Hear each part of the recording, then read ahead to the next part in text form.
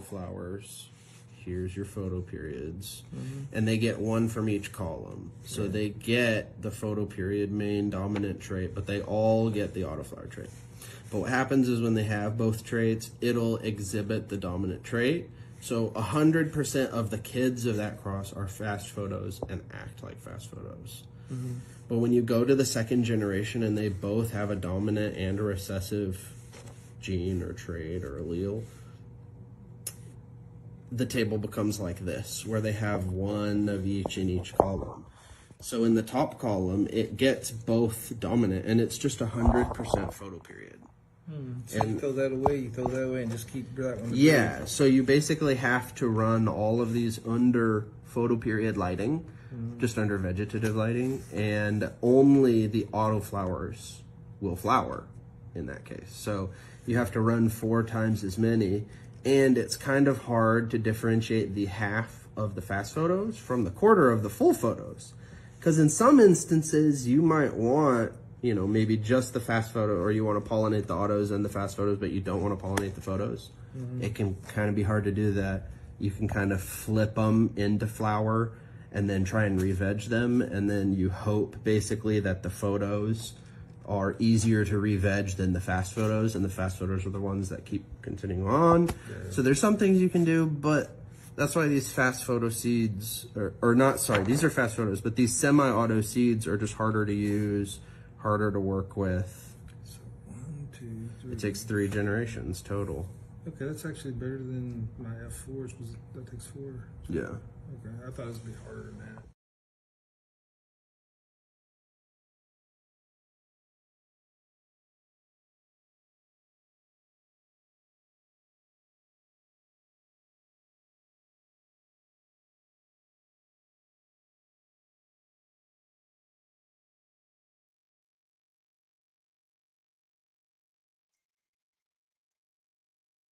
Good morning, good morning. I'm not sure if anyone can hear me today. Let me know if you can hear me. Hi Raymond, how are you? I'm just now getting used to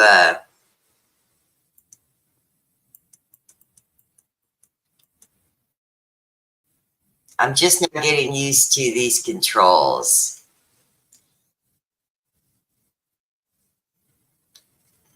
And trying to use 2 screens. I'm not good at using 2 screens. This is my morning hairdo by Nugs. Nugs did a wonderful job pulling my ponytail around to the side, giving me a nice morning hairdo last night. I gotta check this phone.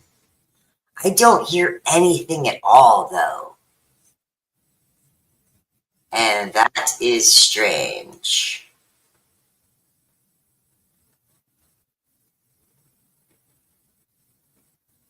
It says it is playing audio, but I don't hear any audio. Let me go see what I can do about that.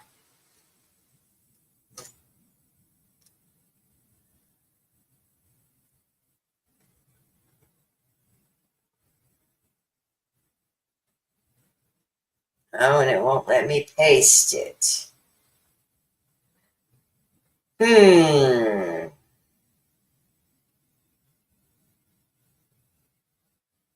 All right, my phone is turned up. It says that I'm live. There's some sound there. All right. Okay, I hear me on Facebook. And I assume that people can hear me. Good, thank you, Raymond. And it looks like, yes, people can hear me.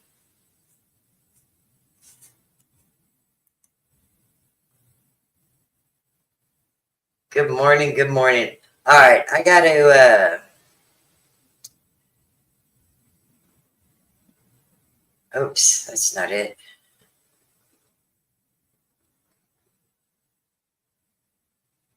I don't know if that copies it or not.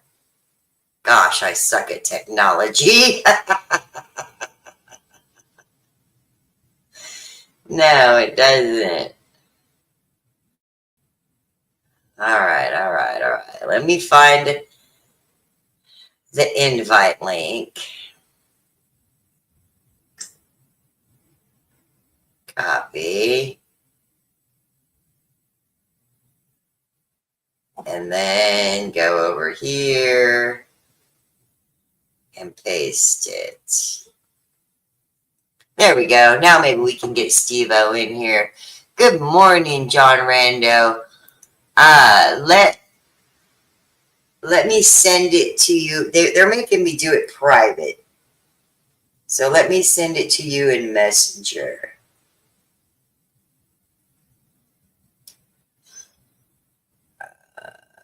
Let me find you. You have to do the private invitation first,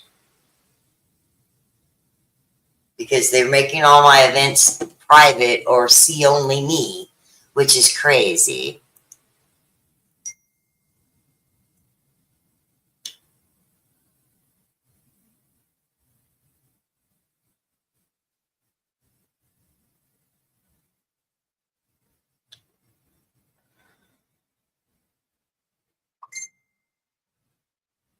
Steve is still having trouble.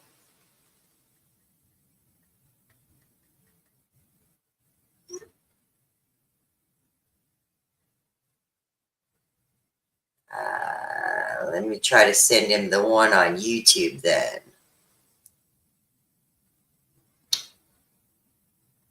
Oh boy, what a day, what a day. Happy 4th of July, everybody. It's a good time to get up and burn one. I've got a bunch of announcements to make.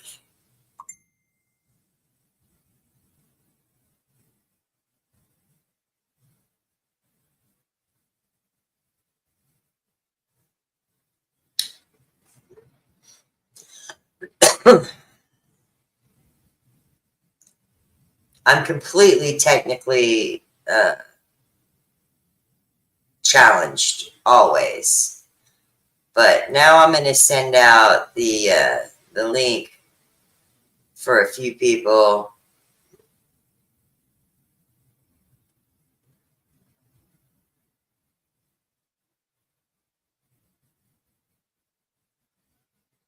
In case the one on Facebook's not working, I'm going to send it to Sherry.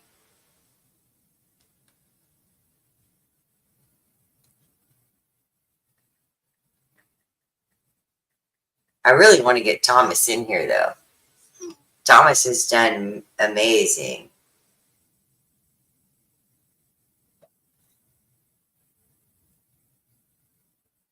There, I think we got Steve-O now. Awesome, awesome. Steve-O! The next grow. Hello, hello. Well, good morning and happy 4th of July. You see the firecracker funk behind me? It is not for sale. It's a this weekend only. It's a freebie with the buy one, get one. I also am working on, if I run out of those, then I'm going to make sure that the next freebie will be either this SoFem collaboration here, because the Firecracker Funk is also a SoFem collaboration. So hopefully you'll get one of the SoFem collaborations, but if I do run out of those, I have 2 more strains that I'm going to drop sometime this afternoon. I just have to come up with names for these little girls. And, wow. So, their lineages are long, and that's the problem. I've got one that's a black strap, Great Dosey Breath, crossed to Garlylocks, crossed to Dark Jedi, crossed to the Skunk. So it has the black strap and the Garlylocks in it. The other one has the Special Reserve Cookies and the Great Dosey Breath and the Dark Jedi in it. So I'm thinking to do, oh, I don't know. This one could be Black Garlic Skunk. And this one could be Special grape skunk.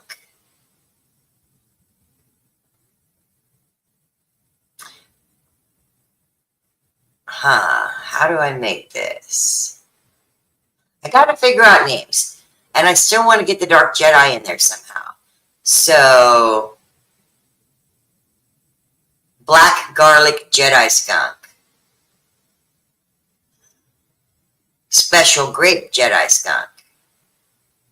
That might work. Let me write those down. Black Garlic Jedi Skunk. That gets all his parrots in there. And then I've got Special Grape Jedi Skunk. All right, so now I'm going to have to come up with a Jedi skunk.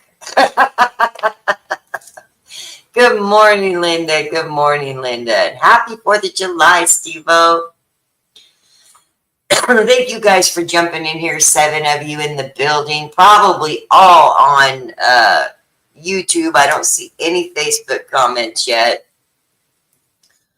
When I go over to Facebook, it shows me that it's live. It shows me, oh wait, maybe not. Yeah, it shows me that I'm live.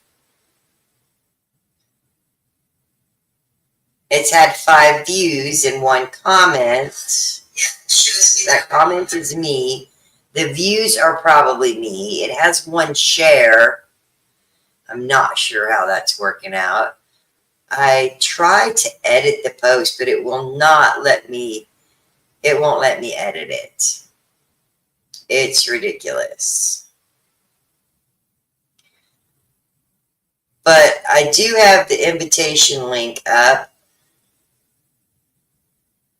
I don't know. I don't know.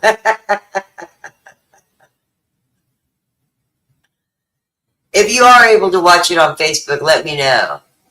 The Facebook link didn't work, Linda says. Dang it.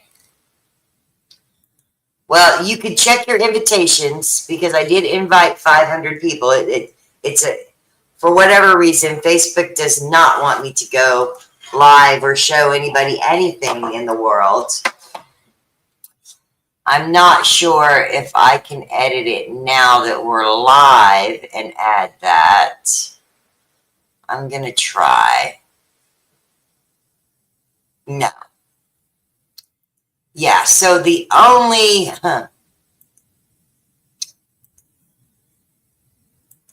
Yeah, I don't know. I'm going to have to play around and see if there's some way to get Facebook. It goes to the scheduled event, and then you just click going. And I believe after you've clicked going, it lets you in.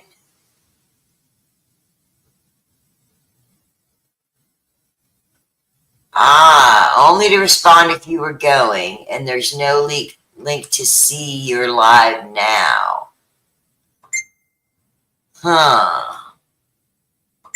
That doesn't make sense. I'm getting photos over here. Oh, nice. Some Pluto's Dragon from Spencer.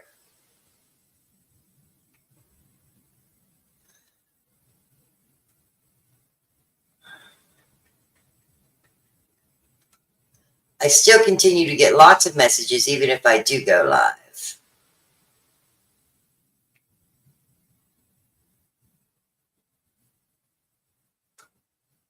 I'm going to send the YouTube links.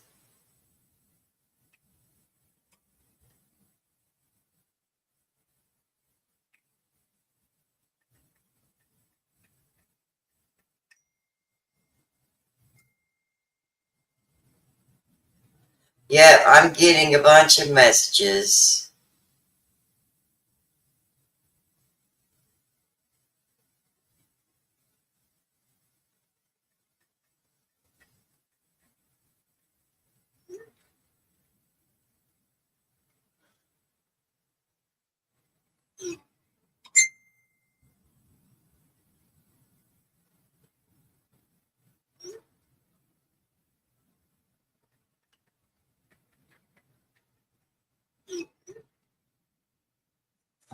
Man, that's crazy. Hey, what's up? What's up? Hey, there's Elliot. I see you now.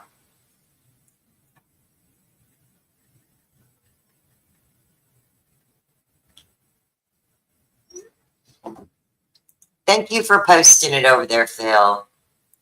Good morning. Dale is here. You've at everyone already today. I'm going to just post the YouTube link.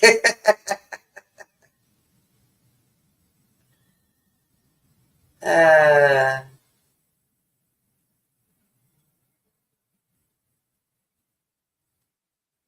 there we go. At least it's public. And then maybe I can go hit the @followers down below it. All right. So far, I have managed to come up with the names for these two new ones. Last night, John Rando came up with Firecracker Funk, and we went with it right away. I was so happy.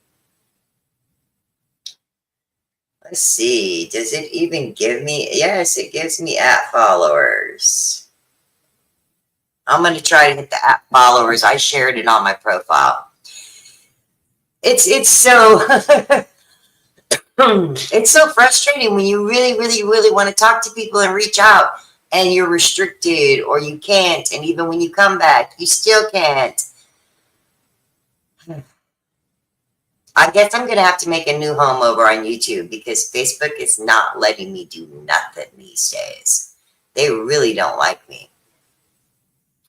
But I'm working on some cool stuff for today's drop. I'm going to get the designs done and get them up, and I'll be back today at 4 o'clock, which is at about, I'm going to be back for 4:20, so 4:15. So it will be, it's 10:30 here now. It'll be about 6 hours from now.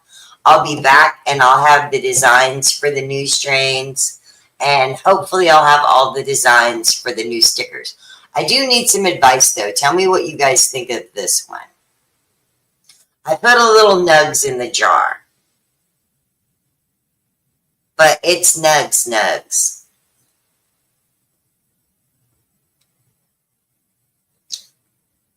I think I can go over and @ everyone.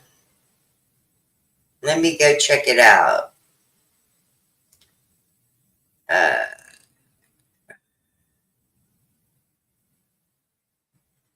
There's the group.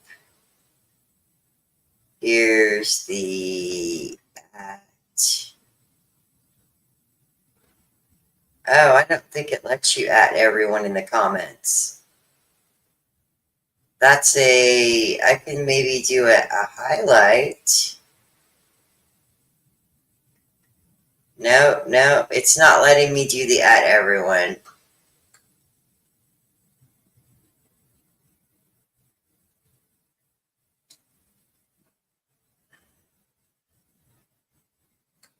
All right, we'll try.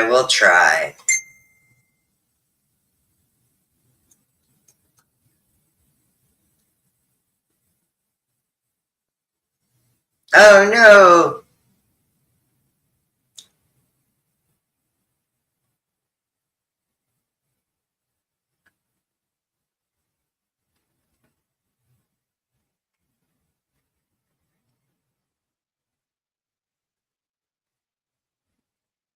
Phil said his router's down. He can't log in to YouTube.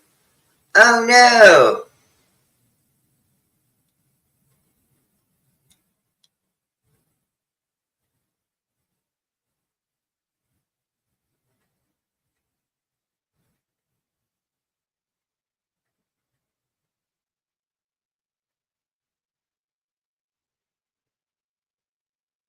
I also invited a bunch of people to join me on the screen just to see who could get up here.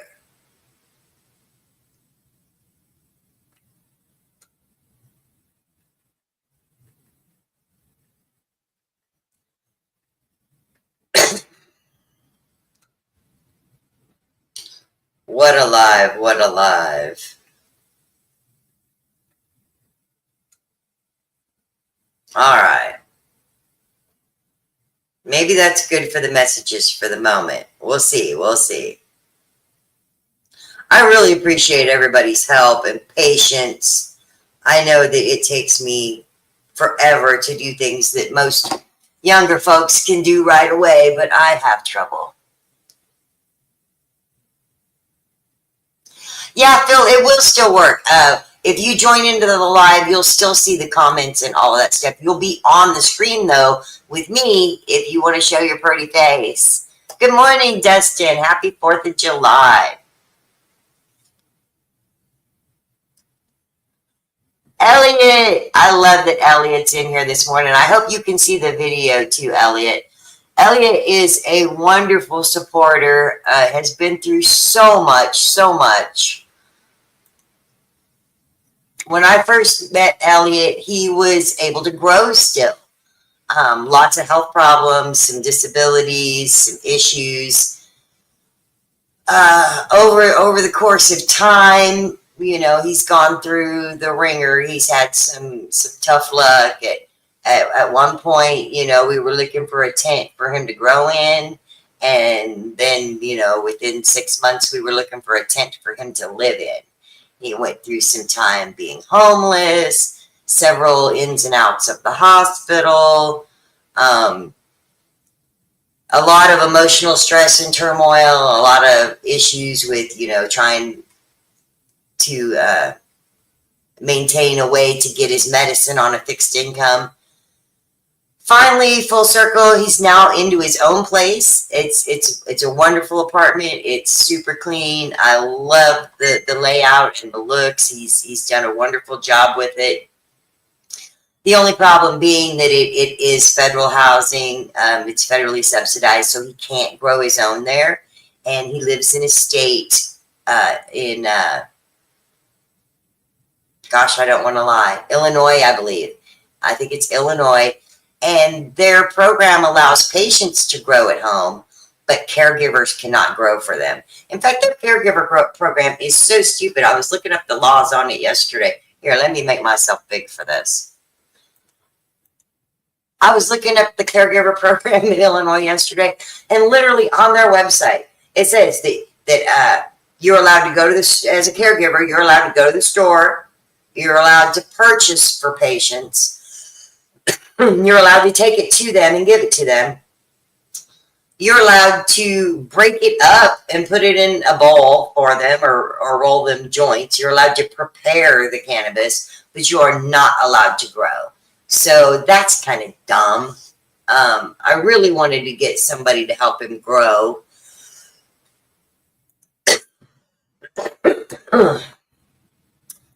Yes, nothing but love, nothing but love. You know, even when he had nothing at all, he always had love. So if you guys want to reach out to Elliot, he is over on Facebook. I am trying to find him some friends that live a little closer to the, I believe he's in the St. Louis area, right outside of St. Louis. But I'm trying to find some folks over in Illinois that can maybe help him out, being on a fixed income.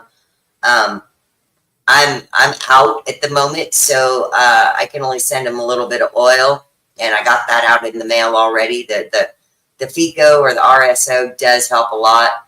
And oh my gosh, yes. Good morning, Thomas Argett. Happy 4th of July. The dispensaries in Illinois, here's another, I'm so frustrated with this state. So patients only get a certain allotment, and it's not a lot. I mean, they call it an allotment, but it's not a lot. It should be called a little bit, because it's not very much. And it's still the beginning of the month. It's only the 4th. He's got, when he went in yesterday, he had 18 grams left on his allotment. He was trying to purchase 6 grams. The clerk messed it up. Every time they scan it with your name, it comes off your allotment, whether you purchase it or not. Well, he scanned his order 3 times, and he only had 18 grams left, so 6 grams got taken off, 6 grams got taken off, 6 grams got taken off, and they screwed up the order, and they couldn't redo it because his allotment was gone. There's no more left to get, according to the state, even though you didn't actually receive it. That's just so stupid. Nothing should come off of your allotment until after the sale is finished and completed and you've actually paid for it. It just leaves far too much room for clerks to make mistakes or typos and to screw you out of being able to get any medicine at all for the entire month. That is completely ridiculous, and I do want to help him get some help. So if you're rewatching this on YouTube, reach out to Elliot. If you're able to rewatch this on Facebook, when this Facebook Live is over, I'll be able to go back and make it public so that people can go and rewatch. If you're doing the rewatch on Facebook, comment rewatch, and I'm gonna take all the rewatch people and do a little spin, and somebody who rewatches on Facebook will win. Last week we did a rewatch for YouTube, so I think we'll do the same thing again this week. If you're watching on YouTube, wait till the video is over and then go back and do the comment rewatch. Or if you're rewatching on YouTube, comment with rewatch. And at the end of the week, I'll pick somebody from the YouTube. And we'll do it on Sunday at the end of the BOGO sale. On Sunday, I'll pick somebody from YouTube and I'll pick somebody from Facebook that commented with the rewatch, and we'll get them out a free pack of beads. There's Terry Rawls. I love her. Girl, it is absolutely ridiculous. Okay, you're allowed 2.5 ounces in total in a 30-day period. So it doesn't necessarily mean it's the first of the month, but in the last 30 days, his allotment's been all used up.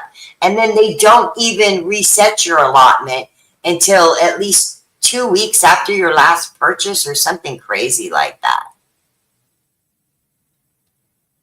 Happy 4th of July, Sherry Ellison. I'm so glad you made it in here. She's growing again, up and going, and I am so happy to, there's another one. I didn't see you. I got so mad at the state of Illinois that I missed everybody's comments. So I'm going to go back and read everybody's comments. Linda Rooney in the house. Good morning, Linda. Amazing double grape from Linda Rooney. I have like 2 little 1-hitters of it left. Look, like I saved a tiny little piece because when you get something special, you know, you don't want to smoke it. You're like, oh, I have to save this for, like, you know, when this isn't going to be, I'm stressed out weed, or this isn't going to be the I just need to smoke a joint weed. This is the I'm going to treat myself weed. So you save it till when you're ready to treat yourself. But yeah, let me see who all's in here. Dale, effing trees. Fucking trees. Man, why the fucking trees gotta cost money? I don't understand. Trees should be free. Thank you, Phil, for putting up that YouTube link. Hopefully, you know, we got 13 people in the building, which is amazing because I've been so throttled. I think that my record since I started going to Facebook jail back in last November, I think my record is having like 25 people on a live. It's crazy. I used to have over 100 people watching. Now I can barely get 20. Yes, I'm sorry it's a rough day for you, Elliot, but hopefully somebody who's watching this video or rewatching this video will be able to reach out and help us out.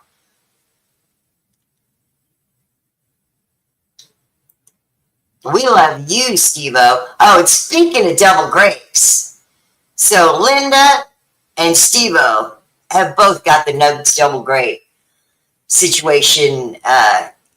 Man, I want to smoke them both. I can't wait to smoke Steve-O's. A lot of times I tell people to just kill the runs, you know, plant 4 or 5 and pull them little ones out of there.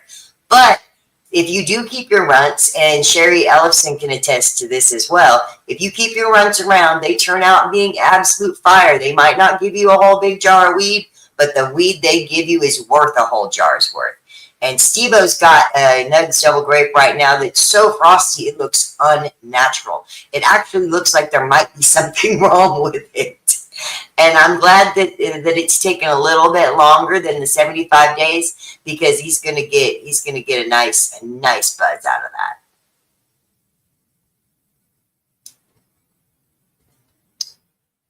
Good morning, Dustin. I know these are the old comments. I got to go back and see who's in here.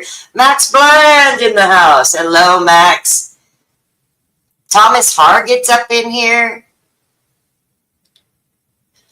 Yeah, Elliot's 10 minutes outside St. Louis. Awesome, Dustin. Awesome, Dustin. You guys remind me and I'll put you guys together somehow. DJ Gola is in the house. Good morning, DJ. DJ is my first and most wonderful admin at the Grow 420 Meds group.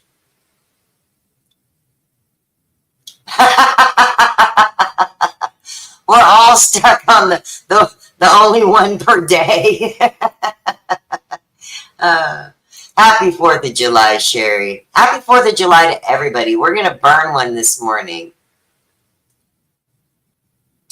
And yeah, definitely, Terry, they got to fix that program because they got me so mad I can't even read my comments.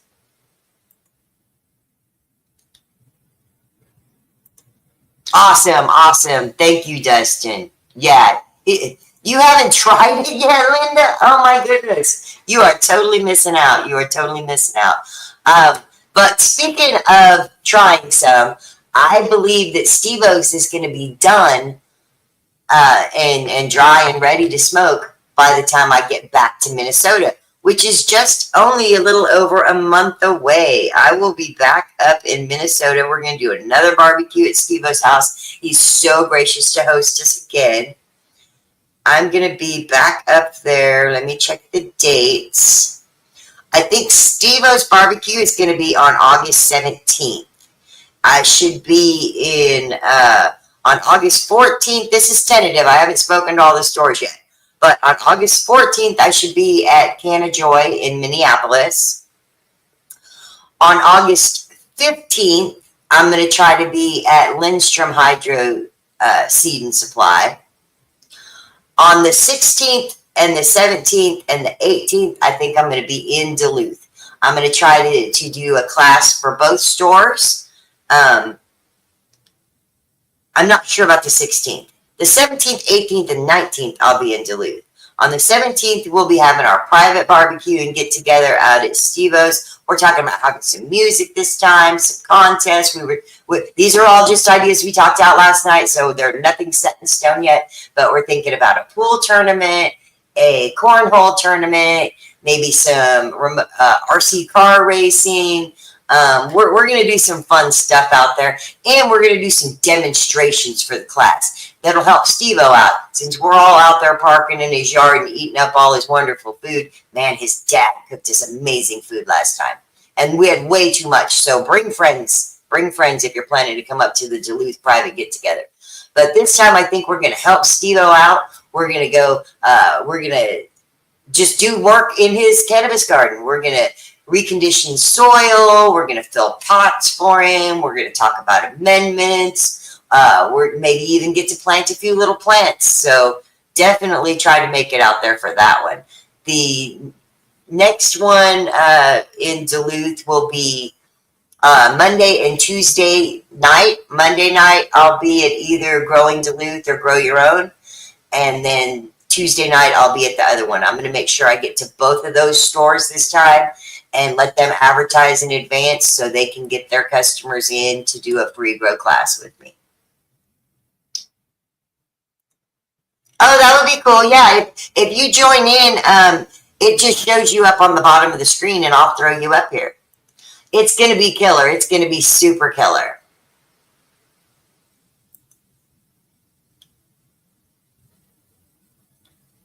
The Z-Claire did look amazing. Elliot sent me pictures of the Z-Claire. It looked awesome, but it's ridiculous for an eighth to cost almost $75. That's just dumb. Just dumb. Oh, I would love to see you up in Duluth. Cheers, Siren Productions. In fact, I need to be rolling up a joint so I can cheers with y'all. I'm way behind on comments. Let me catch up. I can't show the clip because I'm not on my phone. The clip's on my phone and I'm on my computer. I wish that I could show you guys all this stuff on my phone. I'd be showing you the gorgeous frosty picture of Steve-O's Nugs Double Grape. But yes, I can't wait to see you up there, Sherry. If you can't make Sunday, you got to make either Monday or Tuesday night. And then Monday or Tuesday during the day, I'm at your place for tacos because you promised.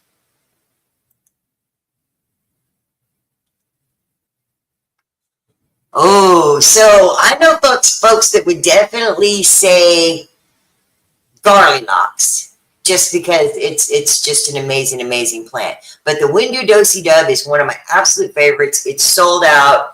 It's great for outdoors. It's taller. It's super terpy. It's got some bug and mold resistance. I would go with the Windu. But garlic lox is always great. And garlic lox has the biggest yield I've ever seen on pressed nugs. And I'm not talking about, doing the squash after you've already washed and gotten all the trichomes off. This is just straight nugs. 4 grams of nugs go in, a gram of rosin comes back out, and that's awesome. Yes, tacos. Sherry has promised me tacos for a long time. I'm going to go collect on my tacos. It's time to collect some tacos. So I need opinions since there's 12 people in here. Oh, wait, there's Phil. Well, good morning, Phil. Wow, my technical advancement has advanced. I've got a crazy setup going here where I've got 2 screens happening at one time, and I'm not going to be able to hear you. I was gonna. Can you hear me better? I don't know why. In fact, I will be able to hear you if I go check it out on YouTube. Any better now? Can you hear me? Crazy as it is, I'm gonna have to go to YouTube just so I can hear you. Yeah, I probably don't have the voice.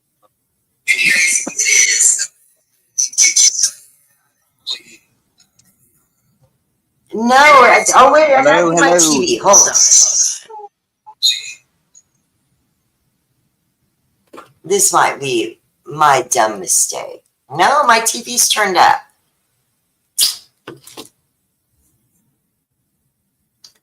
And on my computer, my sound is working, correct?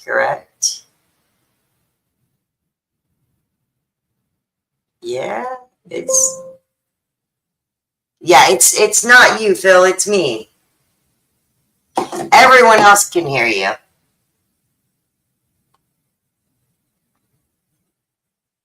Oh, and Phil fell out.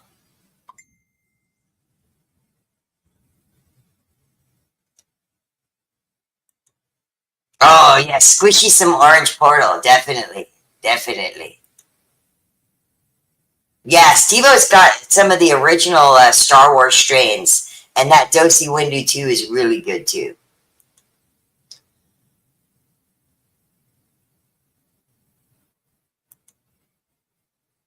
Yeah, and I lost him. He fell off. Dang it.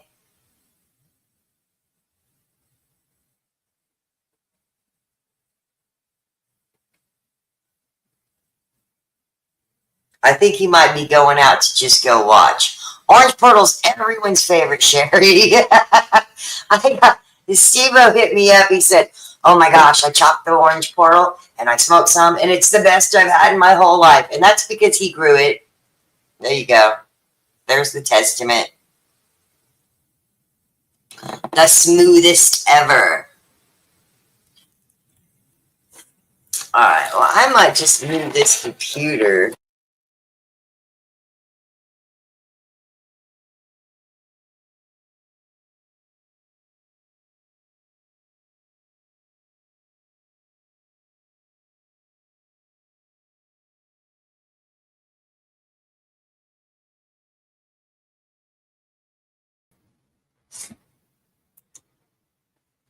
Oh, now it's on the wrong camera. Now it's fixed.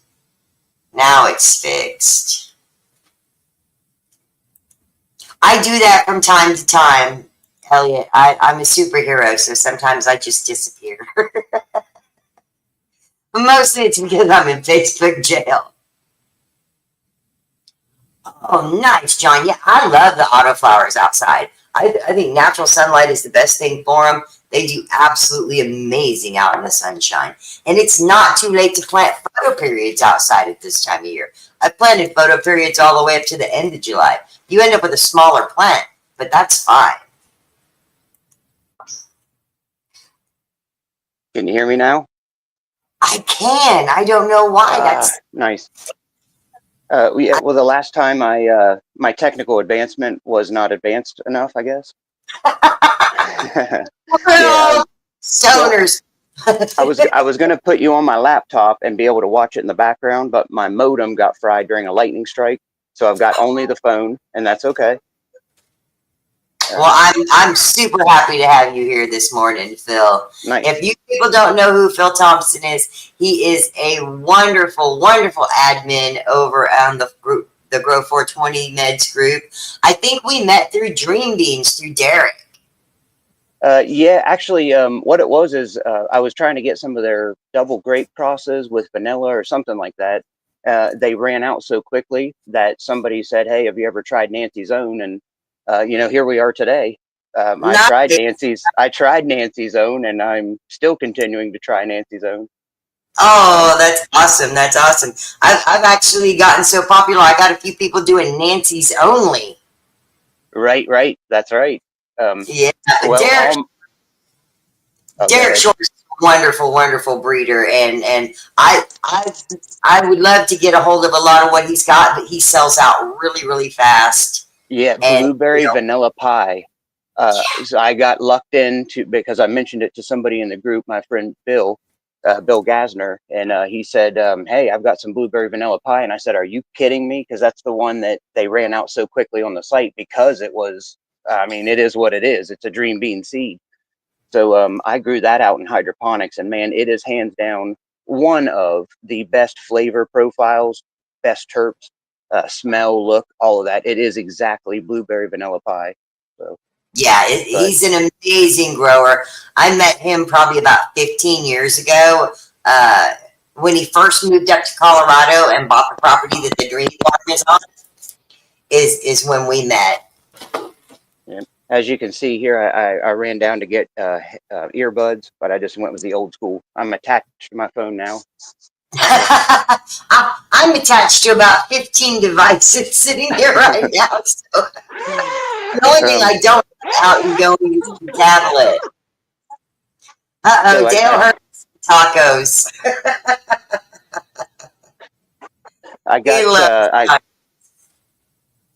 Is that me? No, that's me. If I overlap, something's happening with the sound. I need to buy a microphone. Yeah, that's why I didn't try to get another device on. I figured we'd be echoing, and so I got my tent open. This is just photo periods right now. Here's one that I just recently harvested. That's a nice stick. Yeah. Let me get her over here in the light. I feel like the donkey on Shrek. That's a beautiful stick. I can tell that you put a lot of plant there that you trained and worked hard on. Yeah, this was Wildcat. I actually got a free seed from a dispensary in a bag. It was my favorite strain, hands down, from the dispensary. But, of course, it's so expensive, as we were all just talking about, and it's limited, and you can only buy so much at a time. So when I decided to start growing, I started picking through one of the bags of Wildcat from the dispensary and found 3 seeds. 2 were really good, and 1 was kind of white. So, boom, here it is. This was I think I went through 5 months of veg on this one. And then, of course, well, sorry. It was the total together was 12 months. 12 months. And,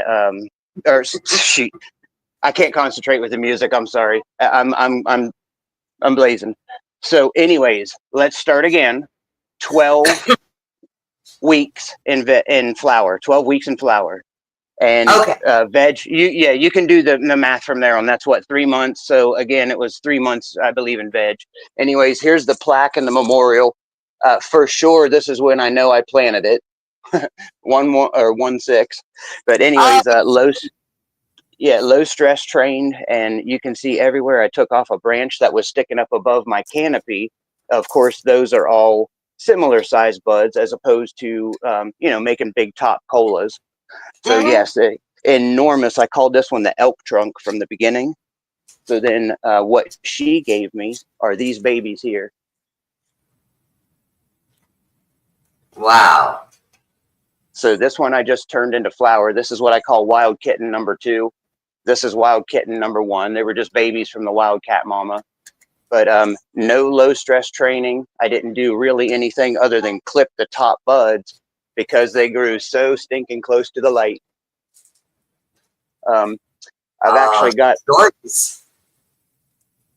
I got a little bit of foxtailing because they got so close to the light.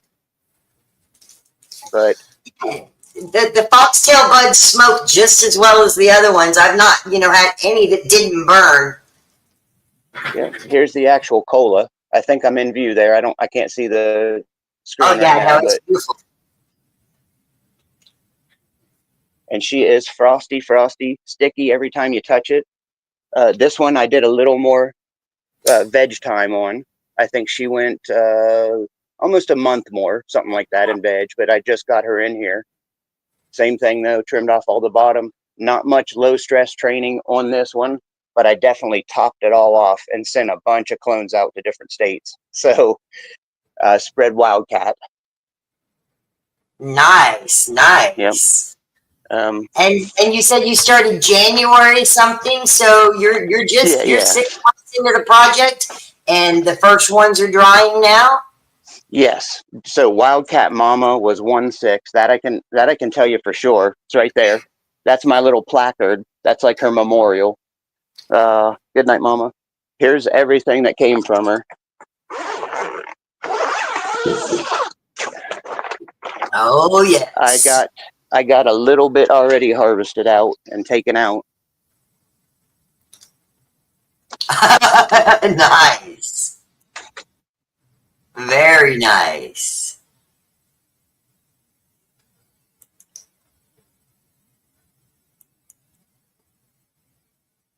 The light with my mouth. Trying to hold the light with my mouth and the camera and all that stuff at once, but I already pulled about 10 to 12 branches, and sorry, I was up on the running up there. I pulled about 10 to 12 branches, and I already pulled out 88 grams, and a little bit of that was some trim, but and I did a staggered harvest. I'm one that always likes to do a little bit of experimenting along the way, so I pulled some out at 8 weeks, and then I just let it continue to go, and about every 2 weeks I pulled a little more out. So for about 3 harvests I think I did. So have you got to try each one of those and tell the difference in the flavor and the effects from harvesting early versus harvesting later? Yes, I can tell the difference in size and shape of the buds. First of all, they only had partially milky trichomes. There actually a few were clear on my first branch that I harvested. So I did one branch, pulled it out just to get an idea of what it looked like and get a little closer to it. So then I did another one like 3 days later, and then I started once they got milky. So I haven't gotten to try the last stuff that I just harvested, but this stuff from a little less than a week ago, I'll be ready to try that soon. It's drying at a pretty quick rate. So yes, I've already. What was the difference in the bud density from the early harvest to the later harvest? It's surprisingly different with this one. The first one, I knew I was going to lose a little bit of the mass and everything in the buds. So I went ahead and took just a branch, and they were not larvae, but definitely not as solid. You could still squeeze it, get a little bit of a, smash to it. But now these last ones, they're definitely very tight, even though it's not dry completely yet.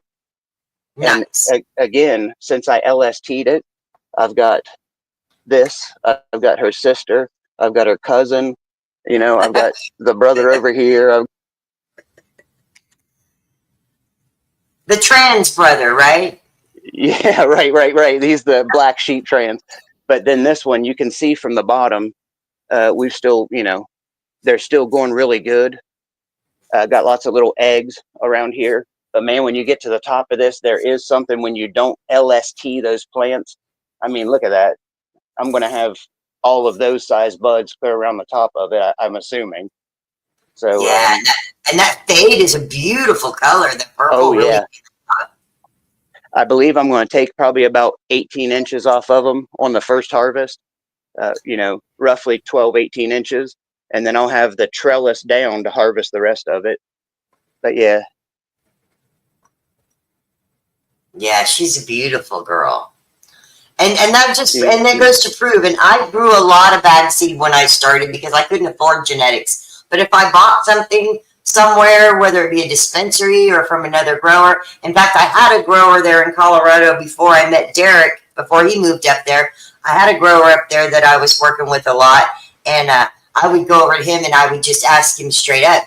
I would say, hey, because one time I found a seed in his stuff and I grew it. It was great. So I would go over and just ask him, hey, do you got any bud with seeds? And he'd be like, yeah, but it's way cheaper. And I'd be like, yes, that's right. I need. Exactly. Seeds in it. Yeah, that's what I want. As a matter of fact, if it gets hard to hear me, I'm near the air conditioner. But, oh, you're fine. You're fine. Good morning, okay. Rose. How are you? So that was the photo tent, the 5x5. Here's my 3x3. I committed a cardinal sin. Everybody listening, everybody watching, listen. Let me put it that way. I have these self-watering bases. They have wick lines. They're like cotton wick lines. I don't know if you can see them there, but basically you just dump the water in the bottom and they draw up the water and it goes through the fabric pot. It's just the way it draws it up. It's the way it absorbs it. I got roots growing into those, and I decided it would be a good idea to rip those roots out of the wick lines. It's not a good idea. It's not a good idea at all. The plant doesn't like it. I think you can see that, the little freckles that are starting. Mm-hmm. There's brown spots on them. From the damage down below. Yeah. This is blue window. Blue window just shot up. I've been raising the light as it gets a little taller, but I also topped and then up here. So there's blue window. Got her growing.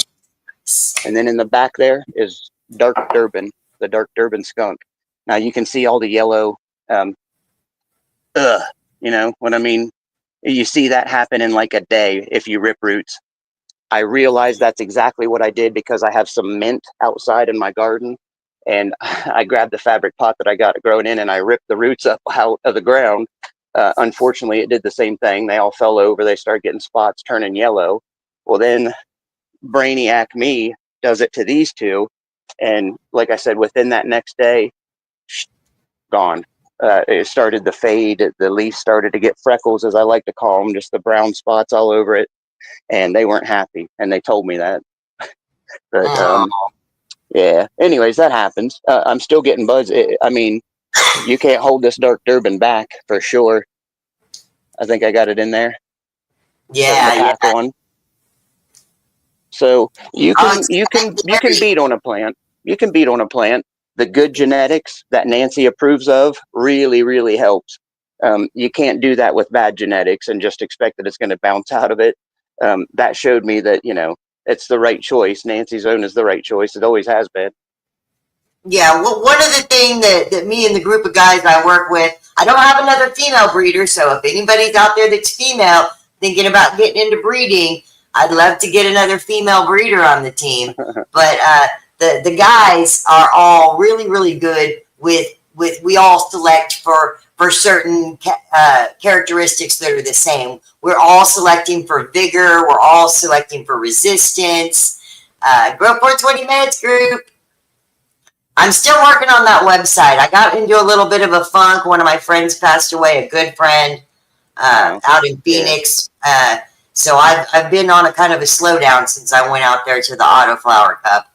But I'm trying to get my motivation back and get going on that website again, because I do think we need another social platform that's not Facebook, just for my growers and me to be able to show off our work and not get restricted or thrown in jail for saying how many grams we got Or heaven Right. forbid, if you should say how much THC is in it, you're in real trouble.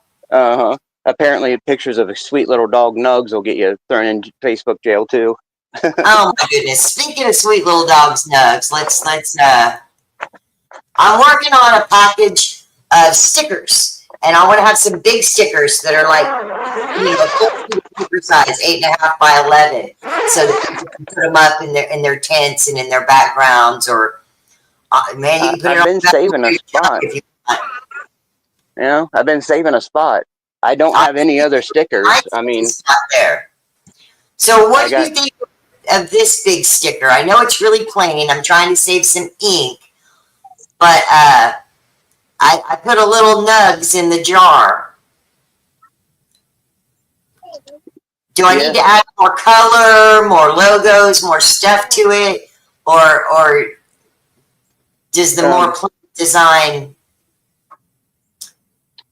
I like it. I like it. The only thing I was ever even looking at was running the lines like across where it says Nancy's Own, across the bottom and On the top of bottom it, there? like clear through, and have that like a banner going in front of the jar. That's the only real constructive criticism I would have. Just looks like the Yeah, sides of the jar are open. I didn't realize But, until after I'd already done it that that banner design is Humboldt's. okay. Humboldt does the banner all the way across like that. So I'm kind Oh, of okay. my Okay. banners broke up because I really don't want to copy anybody. I was trying to No, be a no. little bit original with this design, and Oh, geez. Yeah. I'm trying to keep the jar as part of it because I don't know how long I'm going to be able to get these cute little bags that are shaped like a jar. And if I ever lose that, I want to keep the jar with it. Yeah. I mean, I like it. I like it because people use jars other than, on just your bag. I know I keep my nugs in the jars. I keep seeds in jars and stuff. So, um, let me throw this out here real too, for a second. I mean, here's my little dude. Here's my little helper. This is his son. Oh, This there's is my Gabriel. favorite helper. You go sideways. See if that. He's about to be the best grower we got. Uh-huh. Well, you can't hear Gabriel, but do you want to say hi? What? No, it's Nancy. You say hi to Nancy? It's Nancy. Oh, hi, Gabriel. He's too busy looking at his plants. Hey, anything with a fan or a motor, he loves it. And he'll say, "We're up here working plants." I mean, you know a little bit of his history. He's got signs of autism, some vision problems, and things like that. But he's my little dude. He's been the rock that kind of keeps me going. He's only 4, and I would never do anything illegal. Let me just give that disclaimer now. I would never do anything illegal to get me incarcerated, like, give him anything out of age or anything like that. But what he does is he stems, and I'm worried that maybe one of these days he might have some seizures. Now, stemming is just where he tightens his muscles and flexes when he gets excited or upset or whatever. Sometimes he'll headbutt, and he knows everything I'm saying. He knows I'm talking about him right now. Yeah, yeah. But if one of these days, when he's 18, disclaimer, let me get to the camera here. Disclaimer, when he's 18, is that good enough? When he's 18, I'll start maybe letting him experiment a little. I don't know if he'll want to smoke. I don't know if he'll want to try. I don't know if he'll have the constructive criticism or the wherewithal to be able to tell me what he wants. I'll be honest. I don't know what his future holds. But I know now that I can do some RSO. I know that I can do gummies. I know that I can do olive oil. And I know that I can change those chemicals in there by the heat and the temperatures that I do them at. So that's it. I mean, I've turned this into more than just me getting high and having some free pot. I'm planning for his future too. So Yeah, yeah. if that makes sense. It does, it does. And even if he's never able to use cannabis, the act of growing it is so therapeutic and so good for people's soul and psyche that I recommend people grow it even if they don't have any plans to use it. Just the relationship, it's a special plant. It's done a lot of good things for lots of good people. And the relationship you have with just growing one is something that you just can't be replaced. I've tried growing every other kind of plant under the sun, and you know, it was wonderful to see the moonflowers blooming in the middle of the night with the moon. It's just not the same. The It's not at all. smells, just the way that it looks, the way that you can tell how they feel, and what they're almost can tell what a plant is thinking. Like they told you what they were thinking when you ripped the roots out of it. Dadgummit. Dadgummit. But over there cussing you right now. They're thanking me because I'm taking care of them. They got a little blackstrap molasses afterwards, and I re-upped on the microbes, you know, just to give them a little treat, a little sugar. But, you know, I got... That's beautiful. Yeah, that's always the goal. I've got just a couple of little syringes left myself, and I'm going to have to make some more for sure. For sure. Now, this for me, as I just said, you know, obviously Gabriel's got some different issues. I can't see any of the comments unless I get really close. So if anybody's saying anything, a bunch of them on screen. Everybody's loving him. Twisted Cannabis is in the house. They twisted. And he's right. If he's interested, there's nothing wrong with teaching. Anything that he's interested in, he should be able to learn. There should be no limit on access to education. Right. I mean, this, you know, obviously you see he's got some issues. Being with him as a stay-at-home dad, you know, also causes its own confusion and issues with me too. You know, I wasn't ready for a child at 43 years old back when I had him. You know, now I'm 47 and I have a child with disabilities. And everything I knew about having a child is completely flipped and turned around. As a matter of fact, the movie Gilbert Grape, What's Eating Gilbert Grape? That's it. Yeah. If you want to know what a parent of an autistic child goes through, a little bit of it, just the view of it, watch What's Eating Gilbert Grape. There were health issues and everything that were attached with this child. But man, for me, having this as a medicine now, I don't have to take any antidepressants, which my doctors tried to give me. I don't have to take painkillers anymore. I was getting 5 of, it doesn't matter what kind, but 150 a month. That's a lot for my back.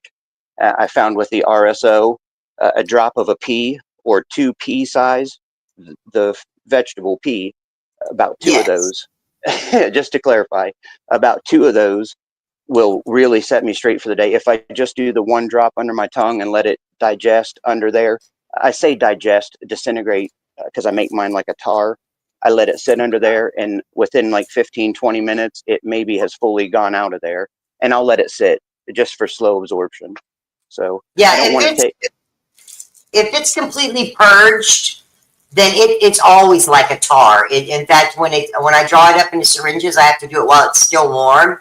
And a lot of times, if it gets cold, you can't even squeeze it out of the syringe. You got to stick it in a cup of warm water for a few minutes before you can even squeeze it. Yeah.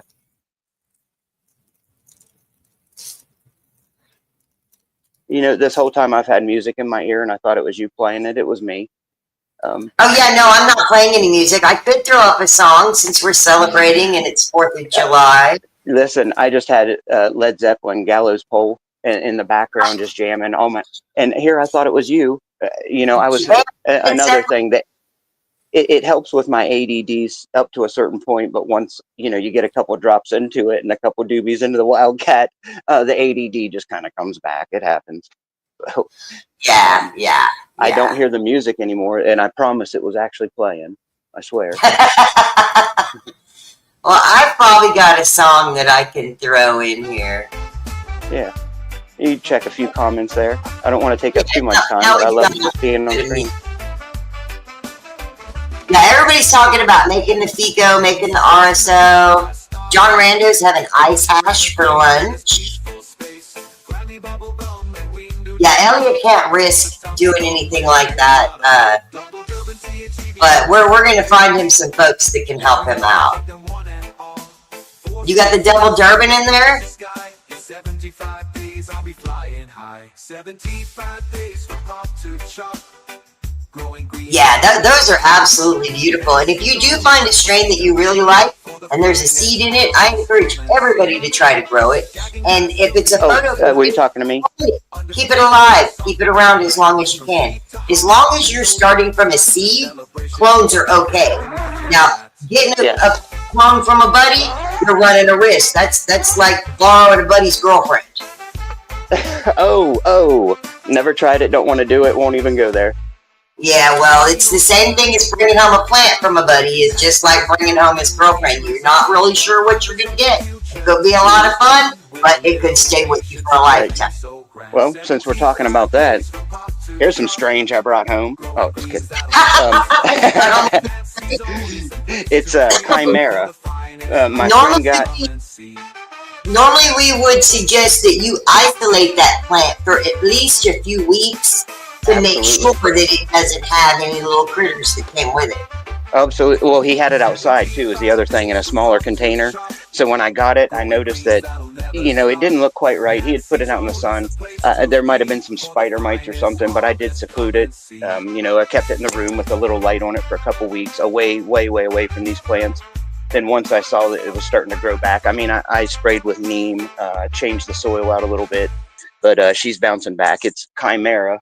Apparently, you don't really get the seed anymore. And it's just a small plant like that, you can always cover up the soil with a plastic with some plastic or even a dish towel, and then turn it upside down and give it a good dip. You can dip that whole plant into a solution to make sure you cover it completely to kill off whatever might be on it. Nice. I like it. I can see plastic wrap or something going over it to hold the soil in, and a towel or something like that.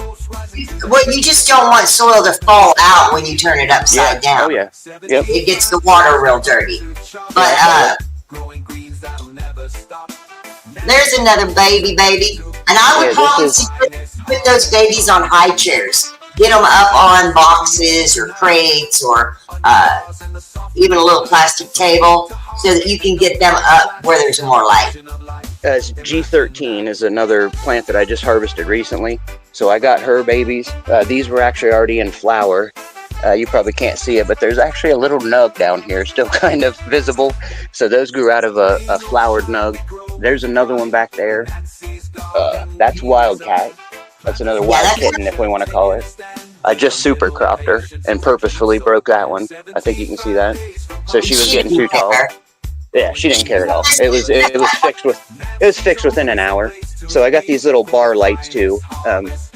You see those there? And I got what I used for my germination light slash extra light. This is a 240 watt mini sun, Medic Grow mini sun, which is maybe a little bit small for this 3x3 tent. So I just throw this in, and I had that dropped all the way down to the clones and everything in its own little space. But then Dark Durban kicked in, and Blue Window kicked in, and now they want elbow room. So, but yeah, there's the Dark Durban again. I don't know if you were asking me if it was in the other tent. No. The Dark Durban was in the song that we were just playing. Oh, okay. The Double Durban, and that comes from the Dark Durban, is the Double Durban and the Dark Jedi Cross. Yeah. Those freebies that went out, they say half auto, half photo. It means exactly what it is. Half the seeds are auto, half the seeds are photo. All you can do is grow them, and if they don't start flowering in 30 days, then you know that's a plant you're going to have to flip the light on. But it's also a plant that you can keep clones from, that you can share with your friends, as long as you don't have any problems. The deal with clones, they can come with bugs, and you can dip them to remove that situation and isolate them and treat them. But some of the things that they come with, you cannot get rid of. Some of their problems are systemic. Powdery mildew doesn't show up till you're in flower, but it's always within the plant, and it'll be within all of its clones because it's a systemic disease. The tobacco virus or the HLV, they're systemic, and once a plant has it, it's herpes. It never gets rid of it. It might not ever show it. And, the healthier you can keep it, the less. But pretty much every plant, every female plant, when it goes through its menopause phase and starts to fade out, she's under some stress. And you can treat them like a menopausal woman. Once they start to fade, you want to lower the temperature. Those girls are having night sweats just like me. lower their temperature, increase their airflow, turn the light down a little at the end so that they don't have to work so hard because they're getting older and they can't do what they did when they were young and just full of leaves. Rose says, everything looks great and you do amazing work. And she's right. Elliot says, they all look beautiful. Awesome job. There we go. Rose says, we grow a few outside with permission from her landlord, even though it's subsidized housing. But she's having some groundhog issues with the chewing. And yeah, that's an issue outside, is that some of the critters are big critters. Some of them are so tiny you can't see them even with the microscope. You have to have a special microscope to see the russet mite. The spider mite shows up with the little jeweler's loop like this. The little loop that you can pull out. It's got a little light on it. I don't know if this one has any batteries. No, this one doesn't have any batteries. It's got a little light on it. I can see spider mites. With this, I cannot see any of the broad mites. The russet or broad mite is really tiny. Good morning, Mike Levenger. How are you? I'm glad you found a morning stream. I've been pretty lucky to not have brought anything in here that I know of into my tents, but man, that root rot kicks in so quick. Did I tell you I did a horrible, horrible thing and ripped some roots out the bottom of my fabric pot? I think I mentioned that. And then when I went to water the dark Durban, I had that smell come out. That tells me it's not drinking, it's not happy, and I got some problems. So I pulled the wick lines, I let it all drain out, I put the fan on it. You do what you can do. I use those pots too, and I made a mistake with them. I put in too many wick lines. And if you put in too many wick lines, the pot stays too wet, and I stunted all of my SoFems. But that's why I only have a small amount of seeds from the SoFem collaboration. And the one that's out here on the screen, the Firecracker Funk, is a SoFem collaboration. It is, I would have to look it up. Trying to remember, it's Hindu Lights and the Ska Skunk. So that's how it became the Firecracker Funk, is because it's a Hindu Lights cross. Nice. I like the name of it, Hindu Lights. And Firecracker, of course, for July 4th. Why wouldn't you? Yes. John Rando came up with the name for it last night. You're looking out, John. In Ohio. Yeah, netting helps. If you've got mosquito netting outdoors that you can throw over plants, that'll keep a lot of the critters off. And what you're going to want to look for in the month of July is the beginning of the Eurasian hemp moth. And that little moth is easy to spot. He's got 3 little backwards V's on his back. They call them chevrons. He looks like a sergeant in the army. He's got the chevrons on its back. It's a brown and black type of a moth. And they're completely attracted to your buds. They're going to go to your buds as soon as they're formed. They're going to lay some eggs in there. And then the egg turns into a little worm that burrows down into the stem. And if you go outside and you see that one of your buds is just completely dead, it's brown, it's dried up, you need to go ahead and dig down in there till you find that little worm and get him out and burn him, crush him, smash him, something like that. Say you're sorry, apologize, and say, I'm sorry, little buddy. Then you terminate its problem. Yeah.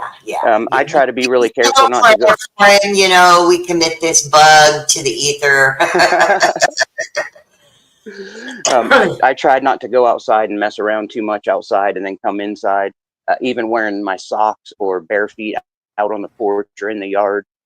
Letting the dogs up in my grow room. If I come up to smoke one and they try to make it up the stairs, I typically try to stop them and don't let them up here. I mean, spider mites, it's scary. And of course, outdoor plants, I don't know if they're more susceptible than indoor plants, but man, I've heard indoor plants can suck up a disease or anything like that, like you just wouldn't even believe, and decimate. So the problem with the indoor plants is they don't get UV rays from the sun. And UV rays help a lot with thickening the cuticle layer, the waxy layer on the outside of the leaf. So if you're not getting any UV, your leaves are just literally not as thick as they would be if the plant was born and grew outside. I think I just heard Amazon say your order of UV lights are ready, Philip. The lights will give you cancer. So you can run them indoors, but you can't be a human underneath the UV light, or you'll end up with skin cancer right away. It's funny you say that because this goes on to my next. Let's make this a learning session too. I got my safety or my sunglasses, and of course, they're all the protection that you need, UVA, UVB, whatever it is, polarized. Right here, I got some of these 50 SPF shirts. Now that my light is on during the day, or sorry, it's on at night in my photo tent. During the day, it keeps it cooler in here. So I just have my off period during the day. It stays pretty dark in there. But man, when I'm in there and it's on 80, 90, 100%, I don't hesitate to put on, my full safari hat. I'll put the glasses on. I put this thing on with the stinking hood up because the back of your neck, and then it goes down and hooks around your thumbs. So I don't hesitate. I'm a ginger, SPF 30 is like my gang sign, 30, baby.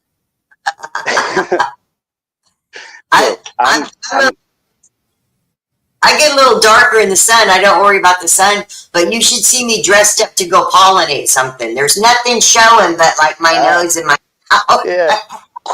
Darth Vader. I need to put a COVID mask on when I go to pollinate so I'm not breathing any pollen. But pollen's good for you. Yeah, I said the same thing. Elevate those shorties. Put them on some booster chairs. Get them up. Even the cheap little dollar store plant stands are great for smaller plants inside your tent.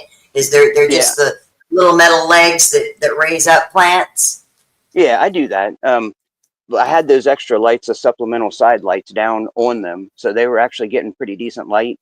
But remember, I got those two autos in there that are on flowers, so my light was at like 60, 80%, and I didn't want to burn them up. So I feel you though. I saved my boxes, AC Infinity boxes.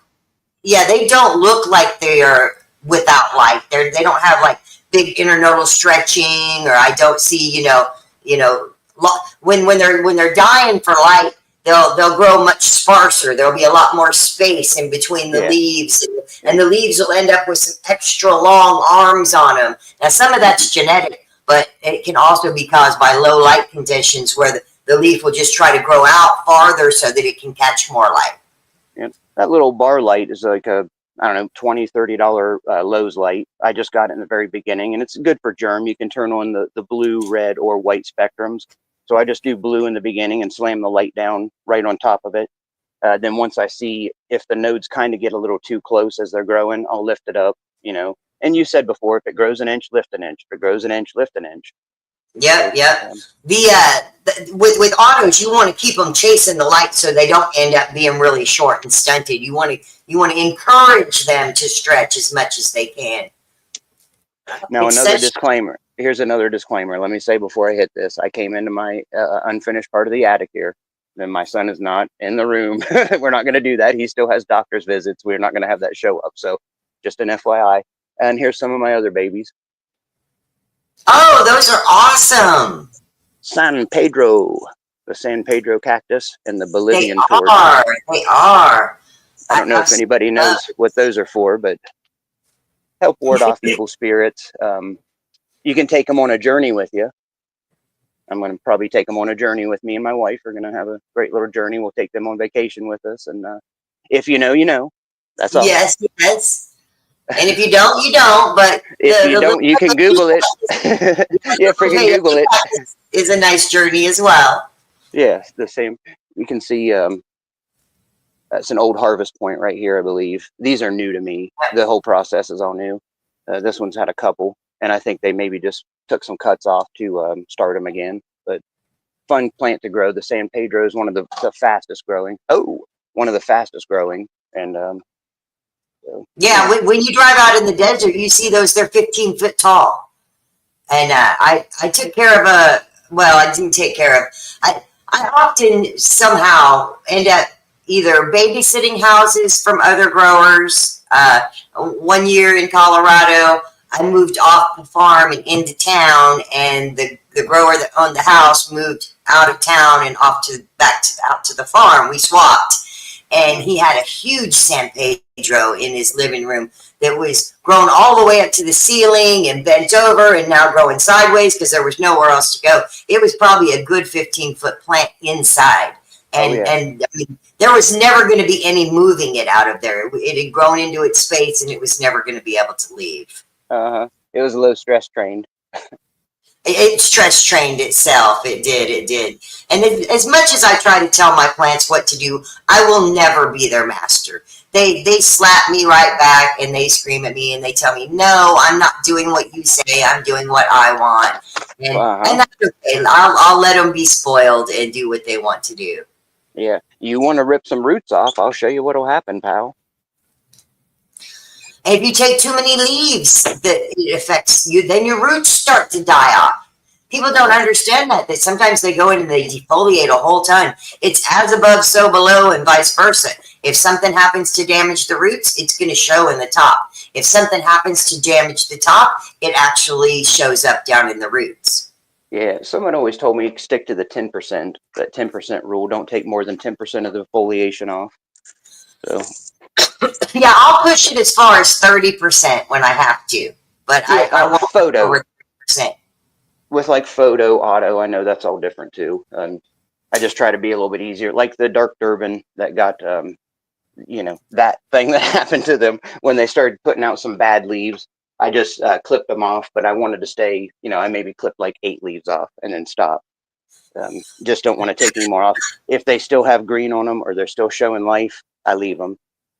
So. But when in doubt, pick it out, throw it away and burn it. Get it away from your grow. If you're looking at a leaf and you don't know what's wrong with it and it looks bad, take it off, whether you know what's wrong with it or not. It could be a bug. It could be a disease. It could be a mold. It could be all sorts of different things that if we don't know what it is, when in doubt, pick it out and burn it.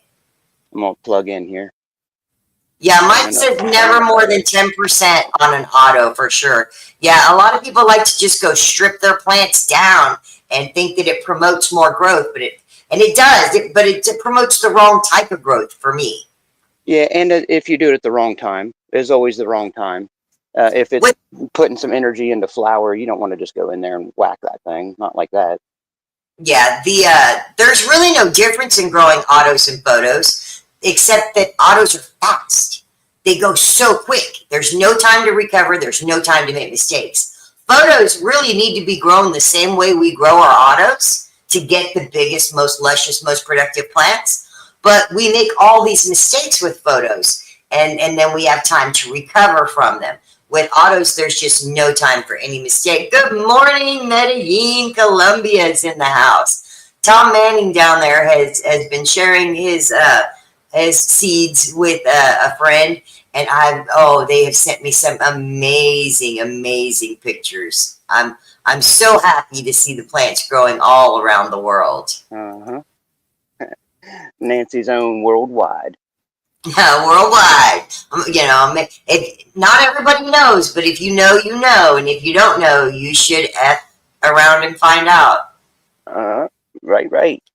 There's still a lot of stigmatism against autoflowers, and I've been growing long enough that I can remember plenty of years, probably 20 of them, where I wouldn't touch an autoflower. No, why? For what? Well, maybe not 20 because they didn't come out until about 20 years ago, and I've been growing them for 10 now. So the first 10 years, I wouldn't touch one. Yeah, I've only been growing a year, so I don't know much about it. But I started out on autos just because I got into the Dream Bean revolution. Then got switched over to Nancy's only. So. Starting with autos is definitely the way to go if you're a brand new grower, because it will teach you to react fast, to fix problems, and to keep a vigorous, healthy plant from the get. When you're growing with photos, it teaches you lots of bad habits, lots of mistakes that you can't really make with an autoflower, but the photos will get over it, and they'll recover from it because they have that amount of time. The autos will teach you to keep your plant healthy and good from the get, and make things go a lot faster and smoother. Yep. And then there's all those other factors. Of course, the photo, you draw it out longer, you low stress train it, like the Wildcat mother I did. I start running into deficiencies in the soil, or the soil trying to harden up on you. So you got to go in and try to aerate the top of it. Just a lot of different things. The nutrients get used up in the soil quicker that you've already put in there from the beginning.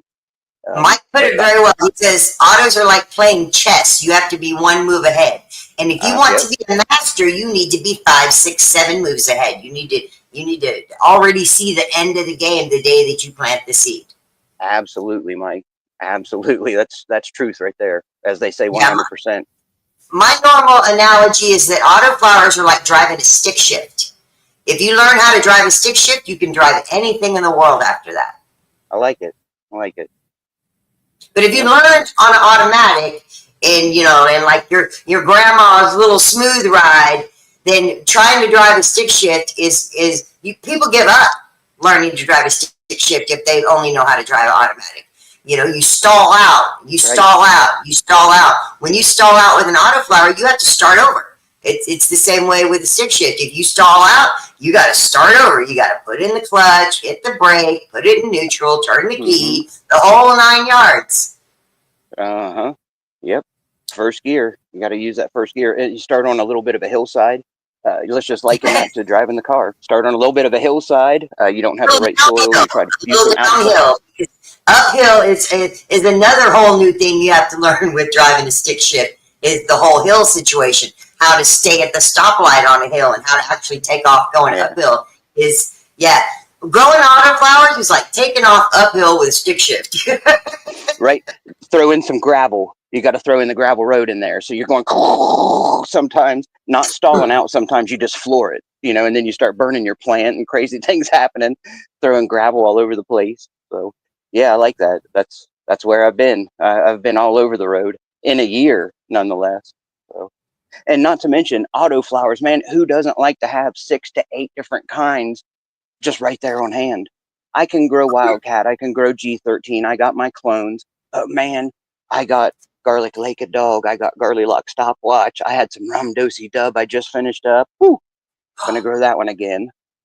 So I just found, I was looking through the trunk to find out what seeds I was going to release today. And we landed on, we're doing a black garlic Jedi skunk and a special grape Jedi skunk. And the special grape is not double grape. It's special reserve cookies and grape dosey breath. So, but you still got to throw the grape in. The grape dosey breath is almost as good as the double grape. It's actually a better plant to grow. It just doesn't have quite the same high percentage of THC. The double grape is the highest I've ever seen in the world. yeah, still, Or not. still, right? Yeah. If you've got a record, you've got a record. If you've got something accountable, it's there on paper. We didn't make that up, right? Not yet. And actually, that wasn't the highest testing that I got. So I grew around commercially, and I had all Mephisto strains, and I was kind of working with a little bit in the background. And I was doing some stuff with them, so I had a big inventory of their stuff. I grew the double grape, I grew the sour stomper, I grew some Three Bears OG, and then I grew a cross that was unreleased, and it never did get released because it hermed. It had a high herm rate, and there was nothing we could do to stop it from herming, and it was the grape Three Bears OG. Mephisto never released it. I'll never release it. It's a hermy plant. We just can't do that to the world, but it was actually the grape Three Bears that has the real world record, but it's an unreleased strain, so we never released the results from it. It was actually just a couple of notches higher on the THC, a few point percentages. But the double grape has been a solid, amazing plant for a long, long time. And you really cannot go wrong with it. The double grape that I have, the Nugs double grape, is not the same as the Mephisto original. The Mephisto original is the one that has the world record. It's not the Nugs double grape, does not have the world record. The Mephisto does. But the Nugs has been just selected over the years for the frostiest and the fattest and the terpiest. And, you know, I've just picked only... Being commercial growing for a long time, I had the luxury of growing 100 double grapes on one table, and then I could just pick and choose. Well, I want these 4 or 5 to go pollinate, and pull them out and take those back to my house or back to my trailer or wherever, and make seeds with only the very best ones, the pick of the litters, the outliers. So that's kind of how we got our double grapes, our Garlylocks, our Slapples.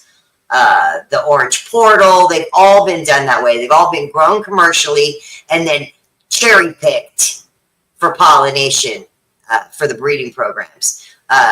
Locomotive, Josh Bushels over at Locomotive, also had a commercial farm here in Oklahoma. Him and his brother Isaac, who does the Ike breeds, he has the lemon pie crosses that are up on the website. They both had a big, nice commercial farm, and I ended up going from my commercial farm to their commercial farm because they just lured me in. They had a nice spot. Always looking for a shinier bauble, huh?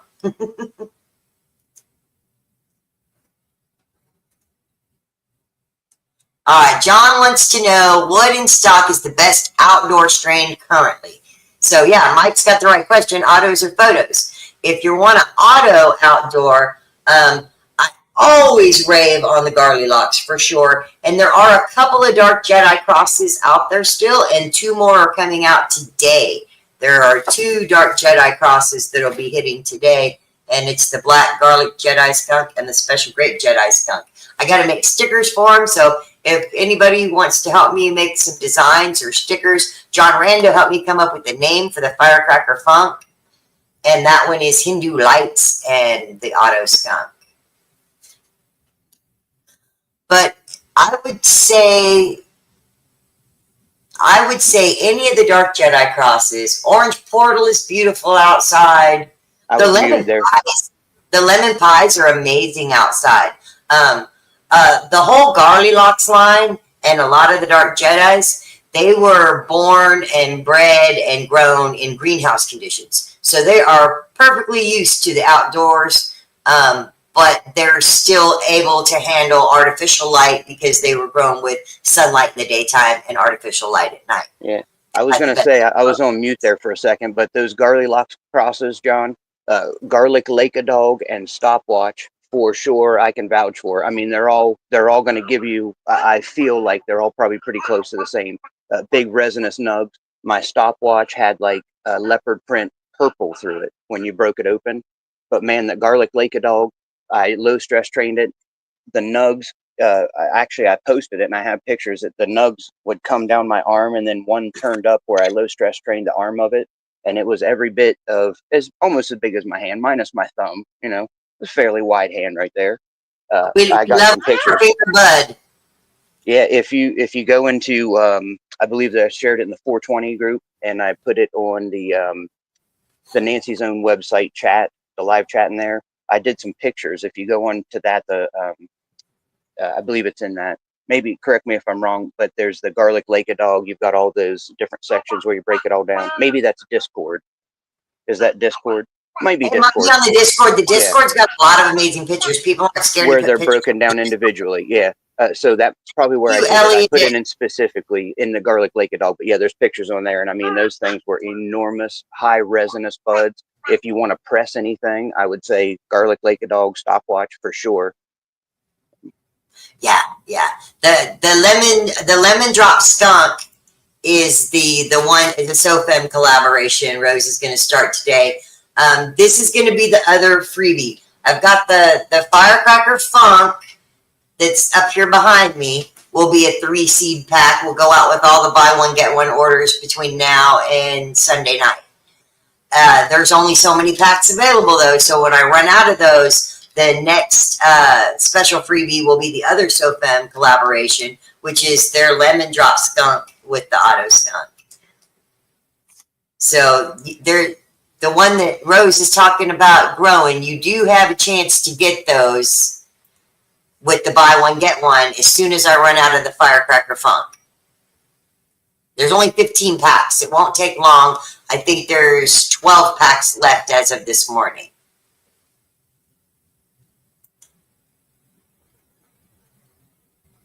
Oh, it says I can't unmute my guest because he chose to mute himself. I got it. Good one. Duly noted the sarcasm. It says, no, you can't do that. Nice. I'm learning this. This is my first time in here, so I wasn't sure how he was going to do either. I figured he would try to join in. Gabriel, look. You see you right there? Say hello. Say Look hi, at those Nancy. guys. Let me see if I can get. Oh, Did you hear it? Hi, Nancy. Say hello, everybody in the group. hello, hello. Everybody in the group. Everybody in the group get frisky. Yeah, yeah. Man, it's nice to have a good support system. It's nice to have people in the group that you're familiar with. It's nice to have you, Nancy. I'm only waiting for our day to get the meet up. I'm sure it'll happen. Maybe we can Oh, I even try can't it. wait. Even if we try and meet in the middle, it might even work out that way. Yeah. Meeting the. What state are you in again? I always forget if I haven't been there. Ohio. I know Ohio's not going to be that hard to get to. Yeah. Well, like I said, I could probably try to set something up too. Give you a little grow shop to go to. We'll get you, get you. Yeah, please do. So, my July, I'm gonna try to concentrate on refilling all my tents because I have 4 empty tents currently, and one of them is that 10 by 10, and it needs to be filled up right away. So, the month of July, I'm gonna worry about trying to refill all my tents and setting up my next round. I'm on an R&D round now. Every other round I do is R&D, so people see me grow and they're like, "Well, where's the seeds?" There weren't any seeds. That I have to grow them and get to know them, and then I pick which ones get to make seeds. And even when I'm growing them and get to knowing them, I'm picking which ones get to make it to the end. Sometimes they get eliminated throughout the process. No. Give me some of your throwaways. No. The firecracker is a Hindu lights and skunk. So it's not going to be very sativa, I don't think. It might. I haven't grown it out yet. It's a hybrid for sure. Somebody I know for sure is growing these is Ryan Shoup. If you go check out Ryan Shoup's profile over on Facebook, he's growing this lemon skunk cross, and he's got it in like 3 different stages of growth right now. John's in Cleveland. Well, that cinches it. We're just going to have to do an Ohio meetup. And Yep. I know that Pork Chop, John Smith from Pork Chop's Flower Stack, he absolutely wants to get out there to Ohio. He's got a lot of friends in Ohio. And I'm going to also be adding these to the website today. I'll have sample packs of the Flower Stack Attack.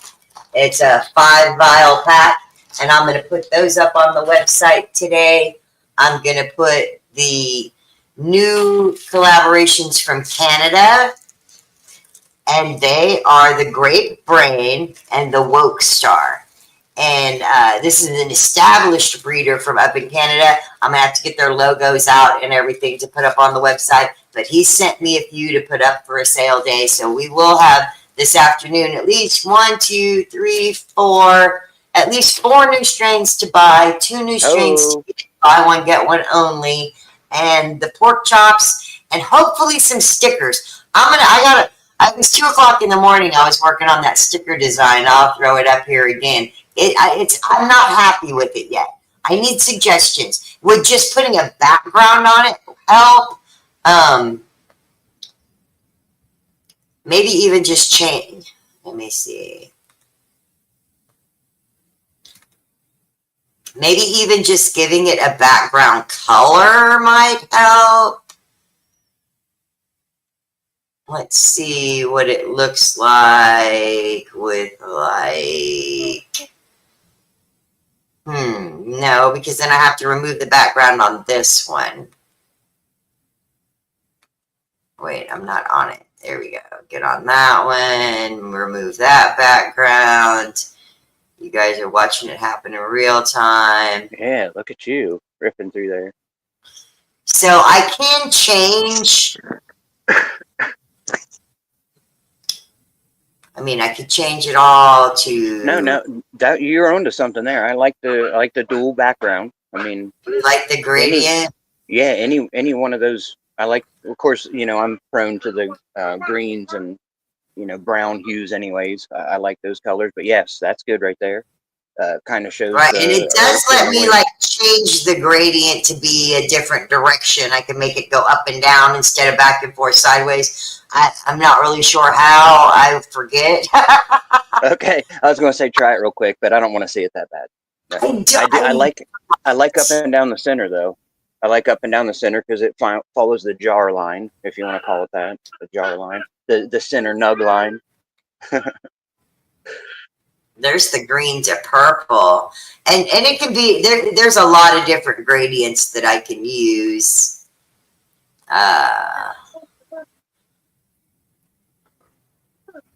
Oh, that went to that orange actually kind of pops a little bit. Yeah, there you go. And then your insignia over top of Nancy's own. You'd watch that color too because it might blend in a little bit. The little Yeah, so know. that one is that does detach from, well, it doesn't from this one, but that's not really part of the original design, and I could take that little leaf off of the jar. I'm just Or I saying could sometimes go the color that it is blends in sometimes when you change the different gradients and stuff. yeah, it does. It shows up pretty good under the blues. Yeah. Yeah, the blue and green. I like that one. Oh, I see, and it turns silver under purple. There you go.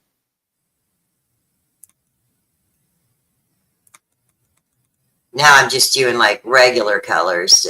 But yeah, so I sit here all day and I push these little buttons and I try to figure out which it shows up good under the lime green. But I could change that little symbol or make that little symbol a little darker. I do like it with the purple though. So let me go look at the purple gradients.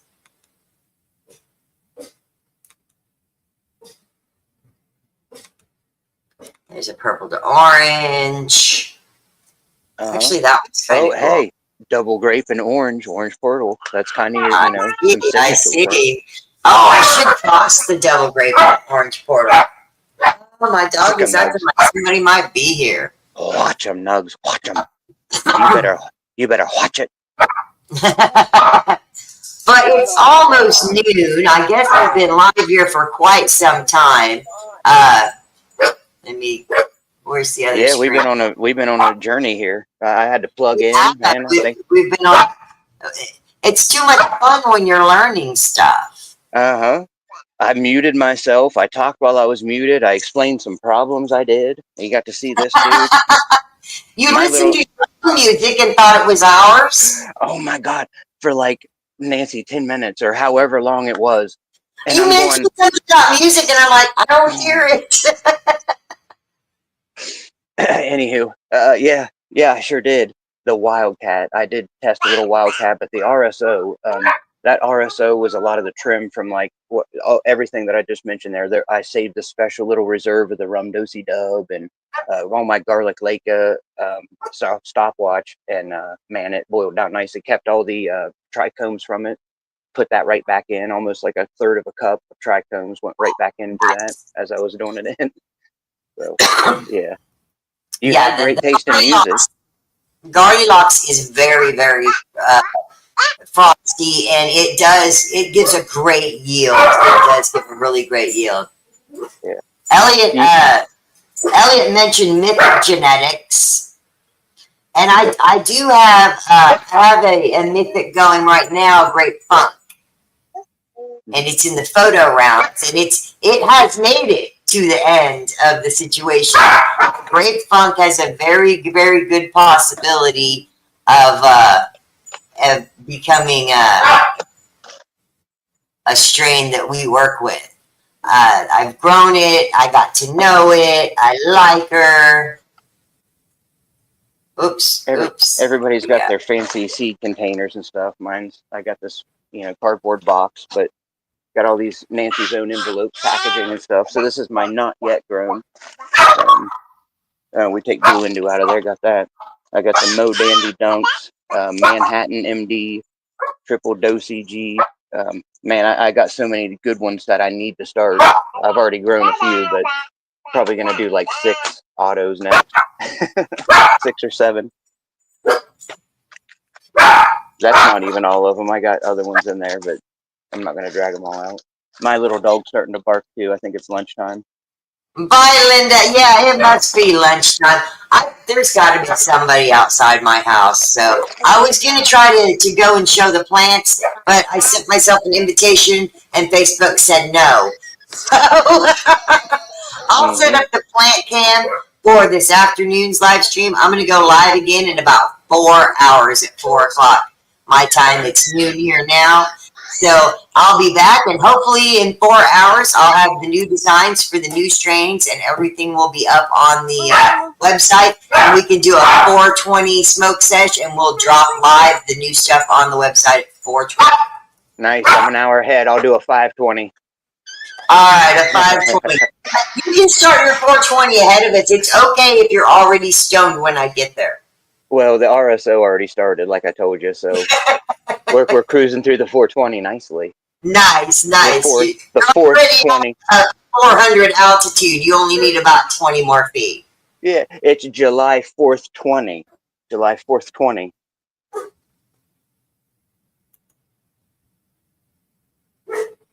Yeah, we're going to go down and make some sandwiches. All right. Thank you guys so much. The Frostbite and Snowman sounds good, Elliot. The Yeti.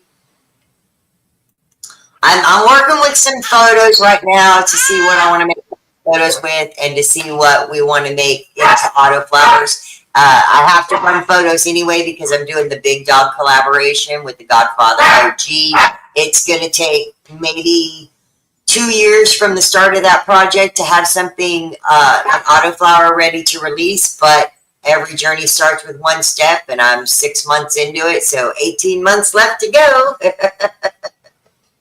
Nice. And hopefully we'll have the Big Dog collaboration sometime. It's easy to do collaborations with autoflower growers because auto to auto makes auto, no problem, and then you just grow them out and see how they were. The only one we didn't grow out first was that SoFem collaboration with the lemon drop. SoFem is so good, and I know that what I used with it was so good that there's just not going to be a problem with it. And all the ones that have gone out, Ryan Shoup has this strain, the lemon drop and the auto skunk. If I run out of these packs, or if you just really want to buy one of these and you don't want to buy something from me to get it, just look up Ryan Shoup, SHOUP on Facebook, and he's got a few packs of that available. We actually did that collaboration just for the Minnesota growers. It works. It's very, very good in northern climates. It's a short season. It's great outdoors. He's got some growing outside. He's got some growing inside. It's an amazing all-around plant. Nice.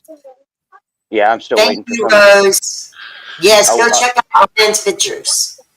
I'll be waiting for the clones that you want to send me. All those little or the babies that you're gonna call. You taught me that one, the call. CULL.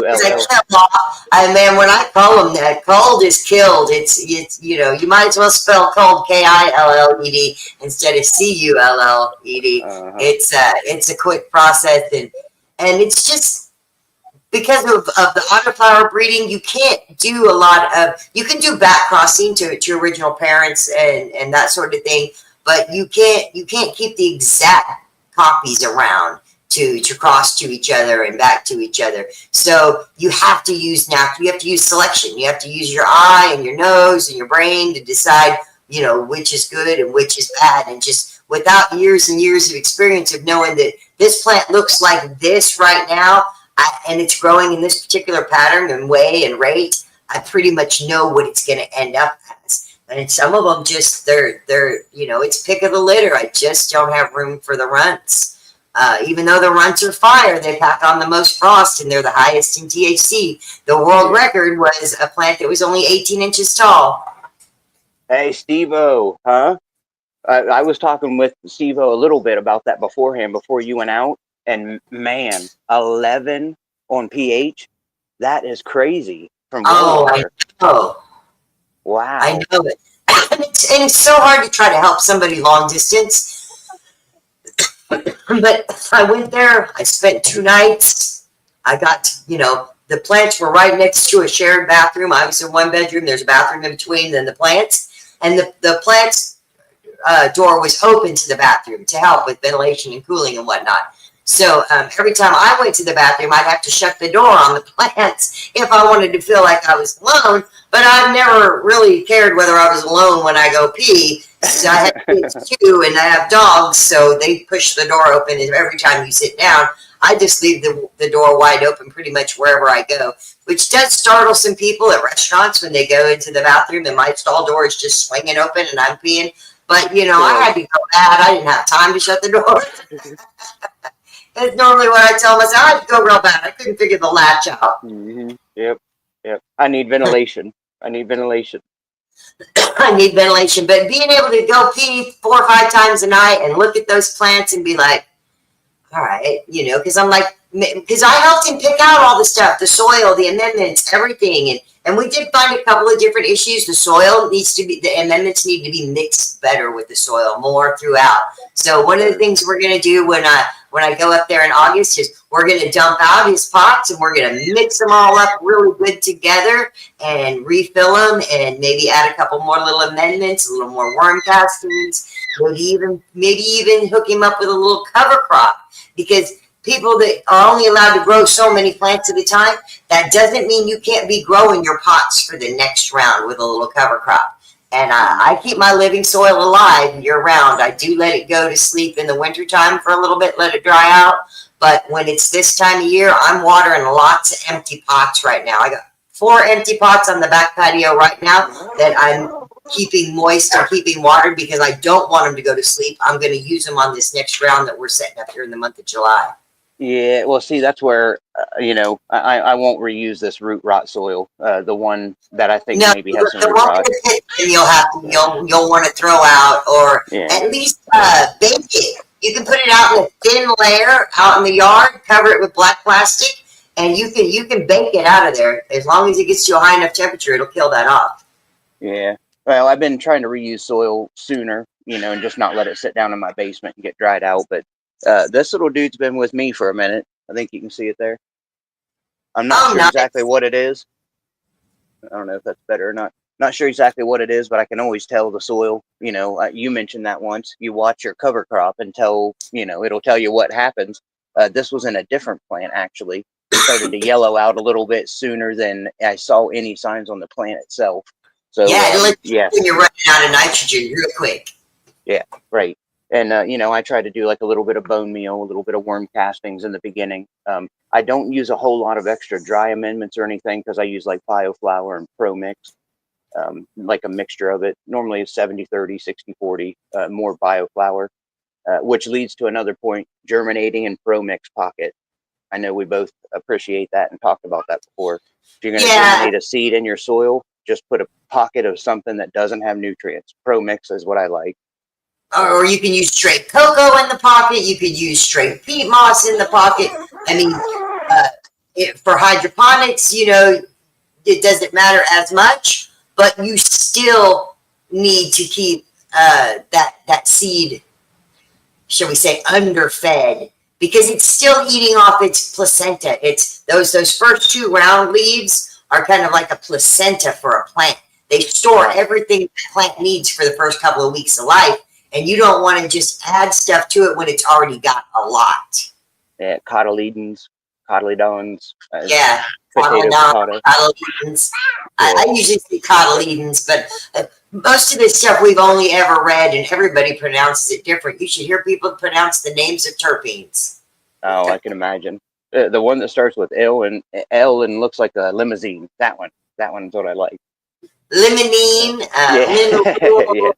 Yeah. My favorite's nerolidol or nerolidol. Nerolidol is a sesquiterpene that I like a whole lot. Well, I mean, what's the indicator? What would you smell, taste? How would you know? It's in the garlicky strains, and it's in like sun cake. It's in some of the really sweet strains. The reason I like the sesquiterpene is because it's carbon bonds, has more carbon bonds, so it doesn't just break off when you light it up. That flavor stays no matter what. And even if you smoke a half a joint and then put it out and relight it, it tastes like the same joint that you rolled. Okay. And then I'm looking for those long-lasting flavors. So for me personally, as a breeder, sesquiterpenes are my thing. And with the other breeders, it's in almost Okay. it's in most of what we have. It's in almost all of the autos that we have some form of sesquiterpene. All right. So, Well, hey, I got my little dude here needs some lunch, and I know I need some lunch. It's about that thank time. you for being here. We've Man, gone way over time. I appreciate you having me. I'll be coming back here in about 4 hours, and I'll be sending out more invites. If I can figure out how to make it happen on Facebook, I'll make it happen on Facebook. But if not, join us over here on YouTube where we can have some fun and sesh together and have a super happy 4th of July, everyone. I don't want to crowd anybody out, but I'll be more than happy if I can later to meet back up. So, you're always welcome to come and show your beautiful plants any day of the week. Say, check you later, Nancy. Bye. All right. Talk to you later, girl. Everybody have a great 4th of July. Stay safe, and I'll see you in about 4 hours for the drop.